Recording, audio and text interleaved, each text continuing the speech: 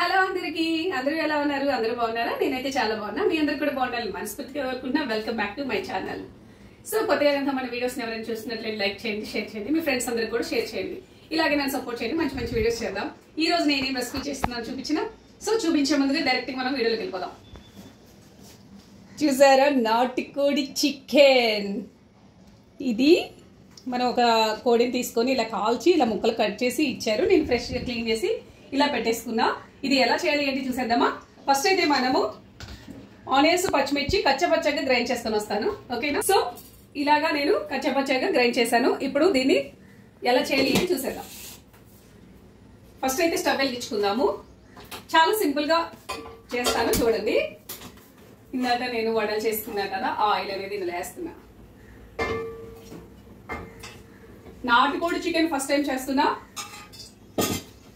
So ఏ curry అయినా చాలా easy అండి. ఒక కర్రీ నేర్చుకున్నామంటే ఆటోమేటిక్ గా మనకి ఈ కొత్త వాళ్ళకి కానీ అందరికీ చెప్తున్నా, కొంచెం కారం ఉప్పు అవి కరెక్ట్ చేసుకుంటే సరిపోతుంది. చాలా ఈజీగా అనేది వంట అనేది నేర్చుకోవచ్చు.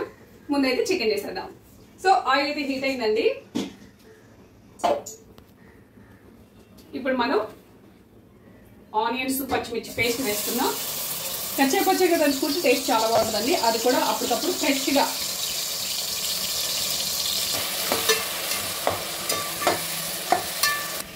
సో ఇప్పుడు అల్లం వెల్లుల్లి పేస్ట్ వేస్తున్నా ఒక స్పూను. అన్ని ఫ్రెష్గా అప్పటికప్పుడు నూరుకున్నవి అయితే బాగుంటాయండి. గ్రైండ్ చేసుకున్నా కూడా ఫ్రెష్గా చేసింది అయితే చికెన్ చాలా టేస్టీగా ఉంటుంది. అది కూడా మనకి ఇలా నాటుకోడి చికెన్ అయినా మటన్ అయినా, ఇది మటన్ లానే ఉంటుంది నాకు తెలిసి, ముక్క గట్టిగా ఉంటుంది. నేను 1-2 టైమ్స్ తిన్నాను అంతే. చేయడం అయితే ఇది ఫస్ట్ టైం. మనం ఒకవైపు మసాలా కూడా రెడీ చేసుకుందాము. అది కూడా ఫ్రెష్గా. ఇదిగో చూడండి, ధనియాలు, పెప్పరు, మొగ్గ, ఇవి అనాస పువ్వు ఏదంటారు, జీరా, చెక్క అన్నమాట. ఇవి మనం వేయించుకుందాము. సో ఇలాగా వేగింది కదా. ఇప్పుడు నేను గసగసాలు వేస్తున్నా.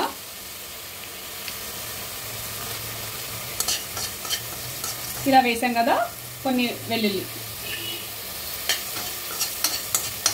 స్టవ్ అయితే కట్టేస్తున్నా. మనకి కొంచెం అవి హీట్ తగ్గిన తర్వాత మనం గ్రైండ్ చేసుకుందాము. ఈలోపు మనం చికెన్ వేసుకుందాం. ఇందులో నాటుకోడి చికెన్.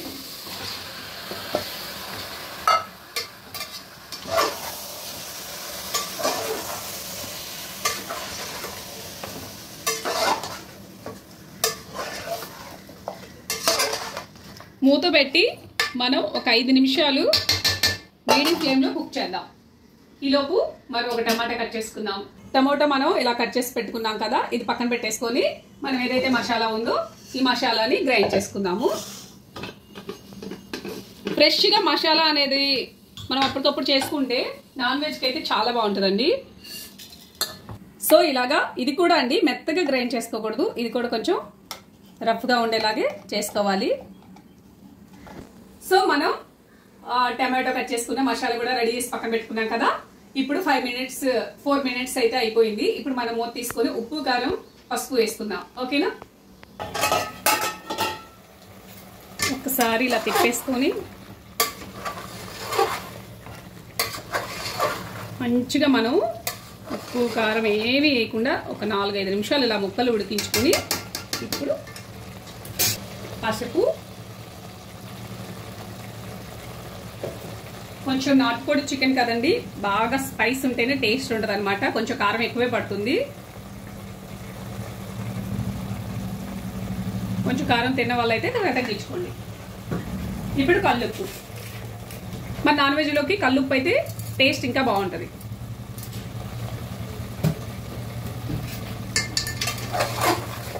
మంచిగా అలా తిప్పేసుకుందాము.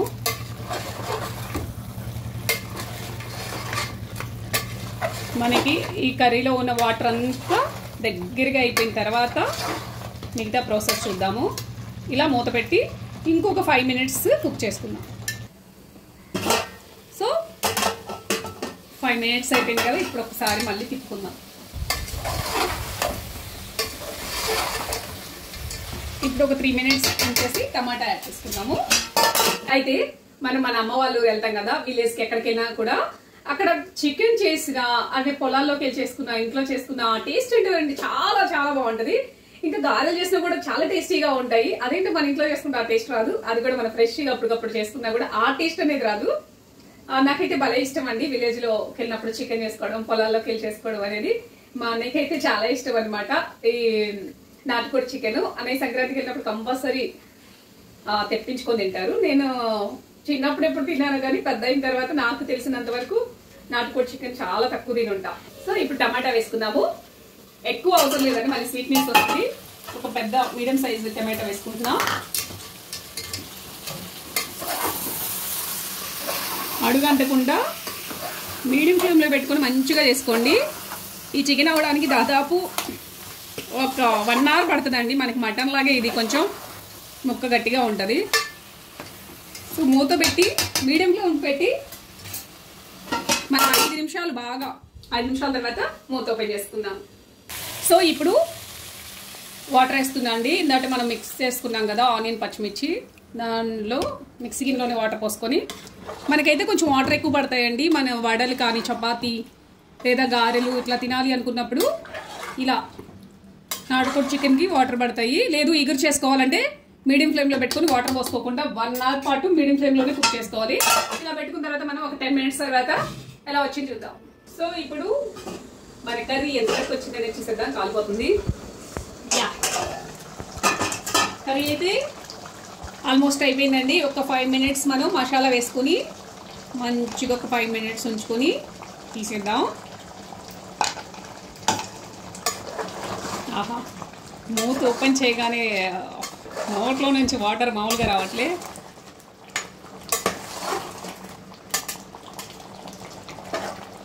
చూసారా నేను వాటర్ అంత వేస్తే ఎంత అయిందో.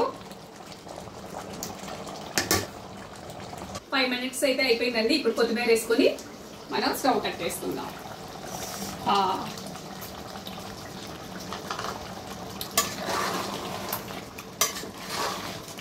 ఇప్పుడు నేను దీన్ని వడలతో తింటాను. సో చూడండి, ఇలా పులుసు వేసుకుని ఇలా వడలు పెట్టుకుని ఒక ఆనియన్ పెట్టుకుని ఇప్పుడు నేను లాగిచ్చేస్తా. ఎప్పుడు కూడా మన చపాతీ కానివ్వండి ఇలాగా జ్యూసీగా ఉండాలి నాటుకోడి చికెన్.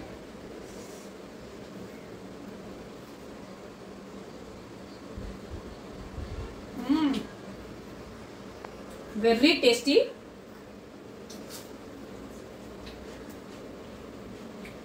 చాలా బాగుంది. సో మా నాటుకోడి చికెన్ మీకు నచ్చిందా? నచ్చినట్లయితే లైక్ చేయండి, షేర్ చేయండి, కామెంట్ చేయండి, సబ్స్క్రైబ్ చేయడం మాత్రం మర్చిపోవద్దు. ఓకేనా? బాయ్.